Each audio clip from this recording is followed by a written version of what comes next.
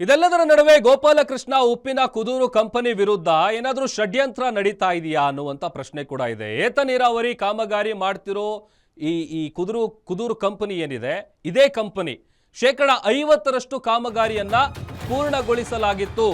ಗುತ್ತಿಗೆದಾರ ರಾಜೇಶ್ ಕಾರಂತ್ ಏನಿದ್ದಾರೆ, 50% ಅಂದ್ರೆ ಆಲ್ಮೋಸ್ಟ್ 50% ಕೆಲಸ ಆಗಿದೆ. ಕಾಮಗಾರಿ ಕಾರ್ಯ ಪೂರ್ಣಗೊಳಿಸಿದ್ರು ಗುತ್ತಿಗೆದಾರ ರಾಜೇಶ್ ಕಾರಂತ್ ಅವರು. ಇದೀಗ ಮಾಜಿ MLA ಪತ್ರದನ್ವಯ 50% ಮುಗಿದಿದ್ದಂತಹ ಕಾಮಗಾರಿ ಏನಿದೆ ಅದನ್ನ ಸ್ಟಾಪ್ ಮಾಡಲಾಗಿದೆ. ಅದಕ್ಕೆ ಹೇಳಿದ್ದು ಅರ್ಧಕರ್ಧ ಆಗಿದೆ, ಇನ್ನು ಉಳಿದಿರೋದು 50% ಮಾತ್ರ. ಅವರು ಬರೆದಿರುವಂತಹ ಪತ್ರದನ್ವಯ ಈಗ ಆ 50% ಅಂದ್ರೆ ಅರ್ಧ ಮುಗಿದಿದ್ದಂತಹ ಕಾಮಗಾರಿಯನ್ನ ಸ್ಥಗಿತಗೊಳಿಸಲಾಗಿದೆ. ಸುಮಾರು 154 ಕೋಟಿ ರೂಪಾಯಿ ವೆಚ್ಚದಲ್ಲಿ ಕೈಗೊಂಡಿದ್ದಂತಹ ಸಿದ್ದಾಪುರ ಏತ ನೀರಾವರಿ ಯೋಜನೆ ಇದು. ಕಾಮಗಾರಿಯನ್ನ ನಿಲ್ಲಿಸಿ 15 ದಿನದಲ್ಲಿ ವರದಿಯನ್ನ ಕೊಡೋದಕ್ಕೆ ರಾಜ್ಯ ಸರ್ಕಾರ ಆದೇಶವನ್ನ ಕೊಟ್ಟಿದೆ.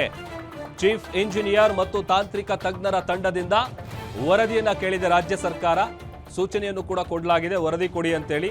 ಈ ಪತ್ರದಿಂದ ಉಡುಪಿಯ 10 ಹಳ್ಳಿಗಳ ದಶಕದ ಕನಸು ನುಚ್ಚು ನೂರಾಗಿದೆ. ಮಾಜಿ ಶಾಸಕರ ನಡೆಗೆ ಉಡುಪಿ ಭಾಗದ ರೈತರು, ಸ್ಥಳೀಯರು ಭಾರಿ ಆಕ್ರೋಶ ವ್ಯಕ್ತಪಡಿಸ್ತಾ ಇದ್ದಾರೆ. ಯೋಜನೆ ಬದಲಿಸಿದ್ರೆ ವೆಚ್ಚ ಹೆಚ್ಚಳದ ಜೊತೆಗೆ ಕಾಮಗಾರಿ ಕಾರ್ಯ ಏನಿರುತ್ತೆ ಅದು ವಿಳಂಬ ಆಗುವಂತ ಸಾಧ್ಯತೆ ಕೂಡ ಇರುತ್ತೆ. ಈಗ ಆಲ್ರೆಡಿ 50% ಕೆಲಸ ಮುಗಿದಿದೆ. ಈಗ ಮತ್ತೆ ಅದನ್ನೇನಾದ್ರೂ ಚೇಂಜಸ್ ಮಾಡಕ್ ಹೋದ್ರೆ ವೆಚ್ಚ ಕೂಡ ಜಾಸ್ತಿ ಆಗುತ್ತೆ. ಅದರ ಜೊತೆಗೆ ಕಾಮಗಾರಿ ಪೂರ್ಣ ಆಗುವಂತ ಟೈಮ್ ಏನು ಇಷ್ಟಿಂದ ವೆಯ್ಟ್ ಮಾಡ್ತಾ ಇದ್ರು, ಈಗ ಆಲ್ರೆಡಿ ಅರ್ಧಕ್ಕರ್ಧ ಆಗಿದೆ.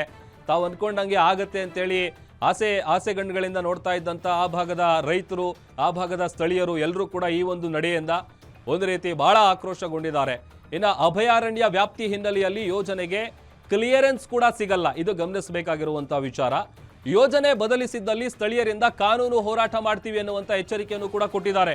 ಬೃಹತ್ ಹೋರಾಟಕ್ಕೆ ಈಗ ಆಲ್ರೆಡಿ ಏತ ನೀರಾವರಿ ಯೋಜನೆ ವ್ಯಾಪ್ತಿಯ ಜನರು ಅದಕ್ಕೆ ಬೇಕಾದಂತ ಸಿದ್ಧತೆಗಳನ್ನ ಮಾಡ್ಕೊಳ್ತಾ ಇದ್ದಾರೆ. ಆಸ್ ಪರ್ ದ ಪ್ಲಾನ್ ಮುಂಚೆ ಏನಿತ್ತು ಅದೇ ರೀತಿಯಾಗಿ ಮಾಡಬೇಕು. ಒಂದು ವೇಳೆ ನೀವು ಅದರ ವಿರುದ್ಧವಾಗಿ ಏನಾದರೂ ಈಗ ಅರ್ಧಕ್ಕರ್ಧ ಕೆಲಸ ಆಗಿರೋದನ್ನ ಸ್ಟಾಪ್ ಮಾಡಿ ಮತ್ತೆ ಹೇಗೆ ಹೊಸದಾಗಿ ಮತ್ತೆ ಕಾಮಗಾರಿ ಶುರು ಮಾಡಿದ್ದೀರಾ ಅಂತ ಅಂದ್ರೆ ಅದಕ್ಕೆ ಕಾಮಗಾರಿಗೆ ತಗುಲುವಂತ ವೆಚ್ಚ ಏನಿರುತ್ತೆ ಅದು ಕೂಡ ಜಾಸ್ತಿ ಆಗುತ್ತೆ. ಅಟ್ ದ ಸೇಮ್ ಟೈಮ್ ಕಾಮಗಾರಿ ಪೂರ್ಣ ಆಗೋದಕ್ಕೂ ಕೂಡ ಬಹಳ ಟೈಮ್ ಹಿಡಿಯುತ್ತೆ. ಸೊ ಹಾಗಾಗಿ ನಾವು ಕಾನೂನು ಹೋರಾಟ ಮಾಡ್ತೀವಿ ಅನ್ನುವಂಥ ಎಚ್ಚರಿಕೆಯನ್ನು ಕೂಡ ಕೊಟ್ಟಿದ್ದಾರೆ. ಈಗ ಆಲ್ರೆಡಿ ಆ ಹೋರಾಟಕ್ಕೆ ಬೇಕಾದಂತಹ ಎಲ್ಲ ಸಿದ್ಧತೆಗಳನ್ನ ಆ ಭಾಗದ ಜನರು, ಆ ಭಾಗದ ರೈತರು ಮಾಡ್ಕೊಳ್ತಾ ಇದ್ದಾರೆ. ಒಂದು ಕಂಪನಿಗೋಸ್ಕರ ಅವ್ರ ಕಂಪನಿ ಪರವಾಗಿ ನಿಂತ್ಕೊಂಡು ಅವ್ರಿಗೆ ಫೇವರಿಸಮ್ ಮಾಡೋದು ಎಷ್ಟರ ಮಟ್ಟಿಗೆ ಸರಿ? ಯಾಕಂತಂದ್ರೆ ಆ ಕಂಪನಿಗೆ ಲಾಭ ಮಾಡಿಕೊಡ್ಬೇಕು ಅಥವಾ ಆ ಕಂಪನಿಗೆ ನಷ್ಟ ಆಗಬಾರ್ದು ಅಂತೇಳಿ ದಶಕದ ಕನಸು ಕಾಣ್ತಾ ಇದ್ದಂತಹ ಆ ಭಾಗದ ರೈತರು, ಸ್ಥಳೀಯರ ಒಂದು ನಿರೀಕ್ಷೆ ಏನಿತ್ತು, ಒಂದು ಏತ ನೀರಾವರಿ ಯೋಜನೆ ಕಂಪ್ಲೀಟ್ ಆಗುತ್ತೆ, ಈಗ ಆಲ್ರೆಡಿ 50% ಆಗಿದೆಯಪ್ಪ, ಇನ್ನು 50% ಇತ್ತು. ಇಂಥ ಹೊತ್ತಲ್ಲಿ ಅವ್ರು ಬರೆದಿರುವಂಥ ಪತ್ರ, ಅದರಲ್ಲಿ ಉಲ್ಲೇಖ ಮಾಡಿರುವಂಥ ವಿಚಾರಗಳು, ಅದನ್ನು ಆಧಾರವಾಗಿಟ್ಕೊಂಡು ಈಗ ಕೆಲಸ ಸ್ಟಾಪ್ ಆಗಿರೋದು ನಿಜಕ್ಕೂ ಆ ಭಾಗದ ರೈತರ ಆಕ್ರೋಶಕ್ಕೆ ಕಾರಣ ಆಗಿದೆ.